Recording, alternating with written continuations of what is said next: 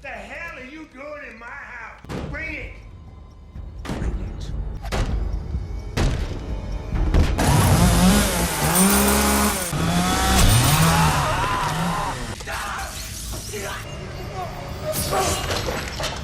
5 friends are on a road trip to a small Texas town called Fuller.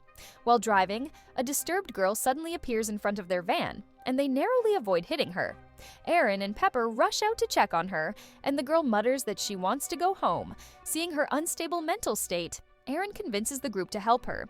Inside the van, the girl begins to panic, repeating, "They're all dead," and warns that they're heading the wrong way. They're all dead. You're going the wrong way. She suddenly interrupts Kemper, demanding he stop the van. When he does, she pulls out a gun and shockingly takes her own life right in front of them. Horrified and in shock, the group decides to head to a nearby gas station to call the police. At the gas station, the friends explain the situation to an older woman working there and ask her to call the cops. She makes the call and then tells them the officer will meet them at a nearby factory in 2 hours. The group finds the request odd, but with no other choice, decides to go. Unbeknownst to them, this decision will lead to the worst nightmare of their lives. As they drive away, the old woman watches them suspiciously, keeping a close eye on their departure. At the factory, the group looks around but finds no sign of anyone until they come across a little boy. They ask him about the cop, and the boy tells them the officer won't come here but lives nearby. Kemper and Aaron decide to go to the cop's house, leaving the others behind in case the cop shows up at the factory. Aaron and Kemper eventually find a house and knock on the door. A frail, handicapped old man answers. He informs them that the cop doesn't live there, but offers to let them call him. The old man insists that only Aaron can come inside to use the phone, leaving Kemper outside. Aaron enters the house and the old man dials a number and hands her the phone. She speaks to someone claiming to be the cop, who assures her he'll arrive in 30 minutes. At the factory, the cop arrives where the rest of the friends are waiting. Meanwhile, at the house, Erin finishes her call and prepares to leave, but she hears the old man screaming for help from the bathroom. Concerned, Erin goes to check, unaware that someone else is lurking in the house. Outside, Kemper grows impatient waiting for Erin. He decides to enter the house and starts looking around. Suddenly, Leatherface appears and brutally hits Kemper with a hammer, dragging his lifeless body to the basement. Erin hears a noise but finds nothing as she looks around. Back at the factory, the cop begins wrapping the girl's body. He orders Morgan and Andy to help load it into the trunk. Pepper finds the situation strange and unsettling, but when she questions him, the cop silences her with a threatening tone before driving off, leaving the group increasingly uneasy. At the same time, Erin searches for Kemper but can't find him anywhere.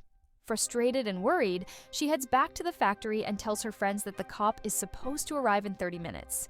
Confused, her friends explain that the cop already came, took the girl's body, and left. Erin then asks if Kemper showed up at the factory, but they all say no. Growing more anxious, the group decides to split up and search for Kemper. While searching, they come across an abandoned car in the woods. Inside, they find an old photo. To their horror, it's the same girl who had taken her life in their van earlier, confirming that something is terribly wrong. Meanwhile, Leatherface hangs Kemper's body upside down in his workshop. Erin and Andy go back to the house to look for Kemper. Erin distracts the old man outside, while Andy sneaks in from the back. Inside, Andy sees meat carcasses hanging everywhere. Suddenly, a loud noise comes from a box falling off the fridge. Erin hears the sound and runs inside to check on Andy. Andy tells her he's fine, but the old man comes in yelling at them for entering his house without permission. Andy tries to explain they're looking for their friend, but before they can leave, Leatherface appears with his chainsaw.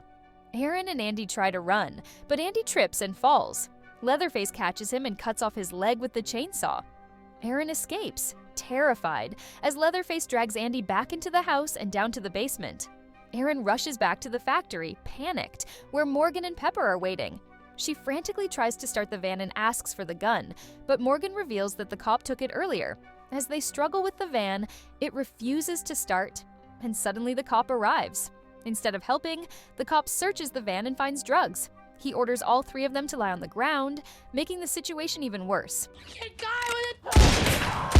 Get yourselves under control or I'm gonna have to do it for you. Meanwhile, back at the house, Leatherface hangs Andy on a meat hook in his workshop. He cruelly rubs salt into Andy's open wound, making him scream in pain. Leatherface then starts working on a gruesome project, using Kemper's skin to craft a horrifying new mask. He removes his old mask, revealing his disfigured, terrifying face underneath. The cop forces Morgan to reenact how the girl in the van took her life. He hands Morgan the gun and tells him to act it out, even demanding that Morgan point the gun at himself and pull the trigger. Morgan, desperate, fires, but the gun is empty. Smirking, the cop pulls out another gun, threatens Morgan, and drags him off to the old man's house. Meanwhile, Aaron and Pepper try to hotwire the van since the cop took the keys. They manage to get it started, but just as they're about to escape, one of the van's wheels comes off, forcing them to stop. Before they can recover, Leatherface appears with his roaring chainsaw. Panicking, Aaron and Pepper scatter. Pepper tries to run but is caught by Leatherface, who brutally kills her. Aaron, frozen in horror, notices something terrifying. Leatherface is wearing Kemper's face as a mask. Overwhelmed by fear, she bolts, with Leatherface chasing her, chainsaw buzzing relentlessly. Aaron spots a motorhome and desperately knocks on the door. 2 women and a child let her inside. One of the women tries to calm Aaron down, speaking softly about Leatherface. She says he's a kind man who only wears a mask because of a skin condition and assures Aaron that he wouldn't hurt anyone. The woman offers Aaron some tea, but Aaron refuses. The woman insists, trying to force Aaron to drink to calm her nerves. Suspicious, Aaron hesitates but then notices something horrifying: photos of the girl who took her life in their van earlier. Aaron's eyes dart to the baby in the motorhome, and she realizes it's the same baby from the photos. Panic sets in as Aaron understands the child belongs to that girl. Suddenly, Aaron feels dizzy and collapses to the floor, realizing too late that the tea was drugged. As the room spins, she pieces together that these women are working with Leatherface. Aaron wakes up to find herself surrounded by Leatherface's entire family: the old man, the cop, the kid, and the old lady from the gas station. It hits her. They are all in on this. The old lady starts talking about Leatherface, explaining how he was bullied his whole life because of his skin condition and how no one ever cared for him. That's why they settled in this town, far from the world that rejected him. In the background, Leatherface stands silently, listening and crying. Suddenly, Leatherface steps forward, grabs Aaron, and drags her to the basement. He throws her down into the dark, damp space before leaving her alone. In the basement, Aaron stumbles upon a horrifying sight: Andy, still alive but hanging on a hook. Desperate, Aaron tries to free him, but his pain is unbearable. Andy begs her through tears to end his suffering. Aaron is torn, crying as she realizes there's no other way. She takes a sharp object and ends Andy's pain, heartbroken, but knowing it's the only mercy she can give. Aaron finds Morgan alive in the basement, badly injured but still breathing. As they try to escape, the kid unexpectedly helps them by showing a way out. Just as they are about to leave, Leatherface charges at them with his chainsaw. Aaron and Morgan manage to run out of the house, but Leatherface follows close behind. They find an old, abandoned house and run inside to hide. They push a couch against the door to block Leatherface, but he smashes through it with ease. Aaron and Morgan hide separately, but rats near Aaron's hiding spot make noise. Thinking Leatherface has left, Aaron tries to move, but he suddenly grabs her from behind. As Leatherface is about to attack Aaron, Morgan jumps in to save her. He fights Leatherface but is overpowered. Leatherface kills Morgan while Aaron watches in horror. She uses the distraction to run. Leatherface chases her, but he slips and accidentally cuts himself with his own chainsaw.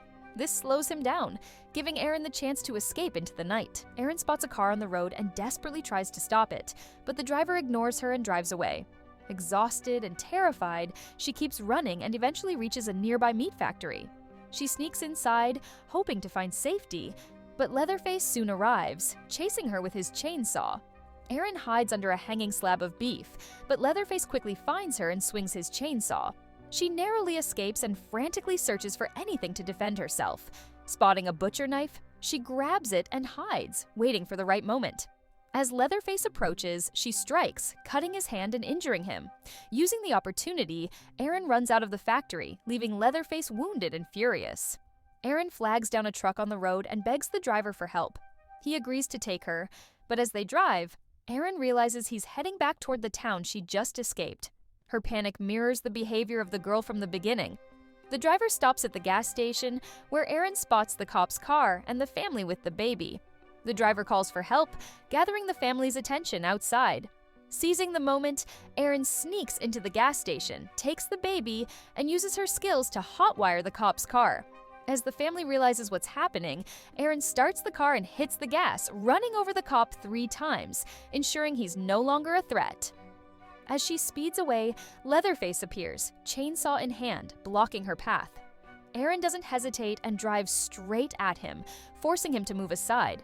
The film ends with Erin finally escaping the nightmare, driving away from the town with the baby, leaving the horrors behind. Drop a comment with the next movie you'd like us to recap. Yes, even that weird one you've been secretly obsessed with. And hey, don't forget to like and subscribe, or I might just start recapping your life next. See you in the next one.